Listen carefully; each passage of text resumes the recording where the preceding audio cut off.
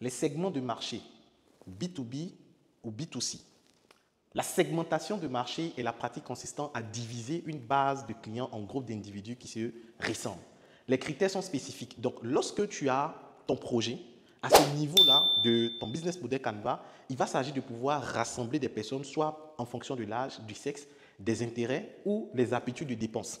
Donc, voici des exemples de segments de marché pour un business model Canva. Donc, vous pouvez dire que moi, mon projet, ma cible, ce sont des personnes âgées. Ma cible, ce sont des étudiants. Ma cible, ce sont des entreprises de moins de 50 employés. Ma cible, ce sont les startups dans le secteur de la crypto-monnaie. Ma cible, ce sont les collectivités territoriales. Ma cible, ce sont les restaurants. Ma cible, ce sont les mères de famille nombreuses. Donc, lorsque tu as ton projet, il est important pour toi de connaître quelle est la cible que tu comptes toucher. Ça revient à la population cible. Numéro 3, les relations clients.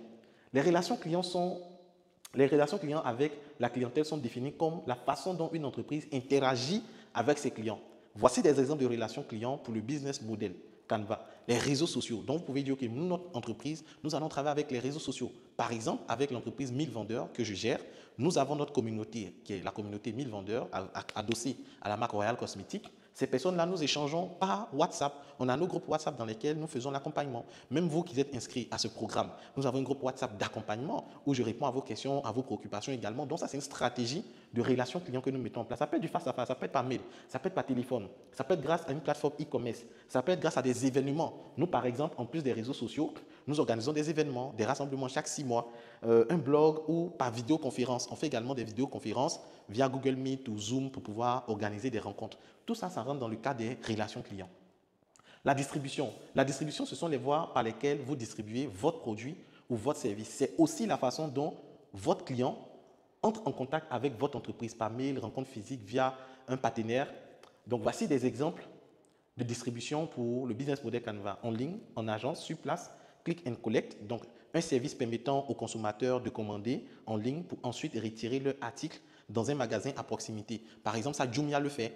Ça, c'est le business model de Jumia. Donc, Jumia, par exemple, vous pouvez passer une commande et puis ils ont un entrepôt qui est proche de chez vous où la commande arrive et puis vous pouvez partir récupérer. Avec Royal Cosmétiques aussi, on le fait. On a nos points relais dans des villes. Quand vous commandez ici depuis Abidjan, on envoie au représentant qui est dans votre ville et puis vous partez récupérer. Canal e-commerce par l'intermédiaire de boutiques partenaires. Voilà, donc on a les responsables boutiques, marketplace et apporteurs d'affaires. Numéro 5, les activités clés. Les activités clés sont celles qui sont les plus importantes.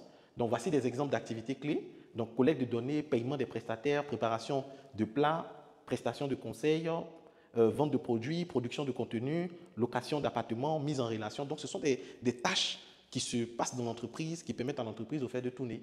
Les ressources clés. Donc, les ressources clés, elles sont généralement de 4 types: physiques, intellectuelles, humaines ou financières. Voici les ressources clés. Par exemple, une trésorerie disponible importante est une ressource financière non négligeable pour une entreprise. Des données clients sont des ressources intellectuelles, comme la base de données de vos clients, la base de données de vos fournisseurs. Ce sont des données intellectuelles. Et souvent, quand vous devez vous mettre ensemble pour développer un projet, les gens peuvent apporter leurs compétences eux-mêmes.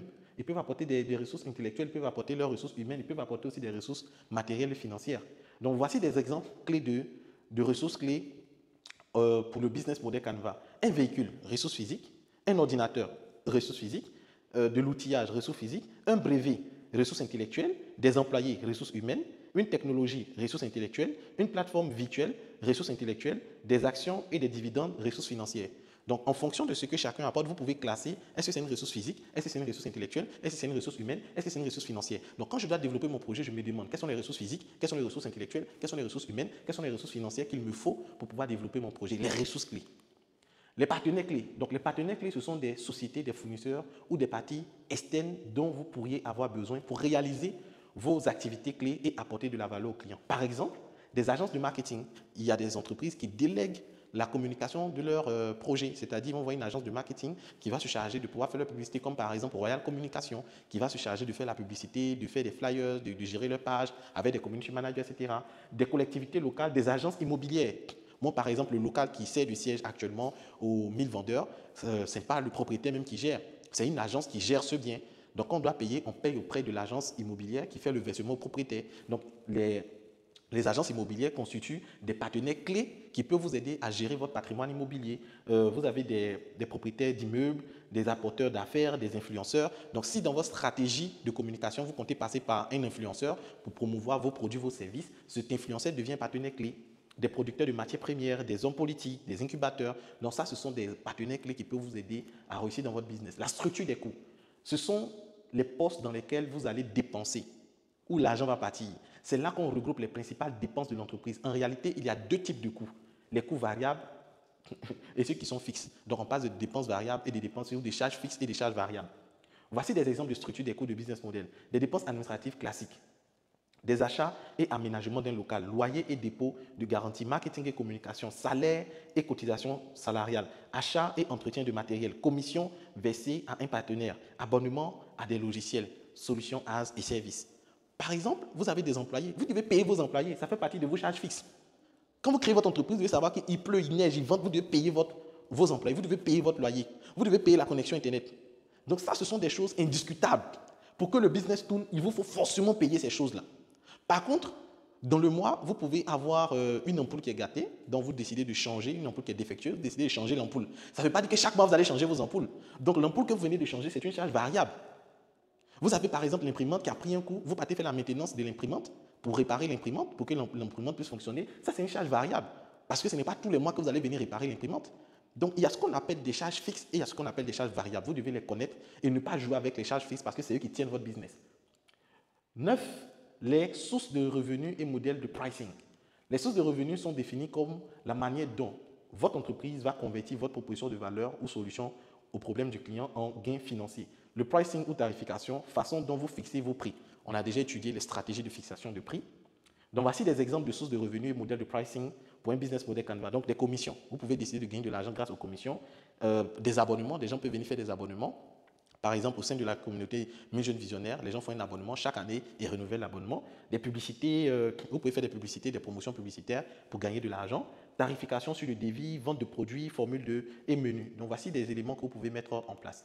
Donc, ici, je vous montre des exemples. Un business model Canva. Comment allons-nous générer du revenu, du profit? Donc, partenaire clé. Ici, concessionnaire auto, mairie, plateforme de réservation. Donc là, c'est un projet où on est basé sur le domaine du transport avec les véhicules. Donc, proposition de valeur, une société de transport où les personnes seront à l'aise, où elles pourront voyager en toute sécurité à n'importe quelle heure de la journée. Ça, c'est notre proposition de valeur. C'est ce que nous apportons aux gens. Donc, voici les activités clés, transport d'individus, ressources les véhicules, relations clients, les réseaux sociaux, face à face service client, distribution, trajet de voitures, segment de marché particulier professionnel, structure des coûts, essence.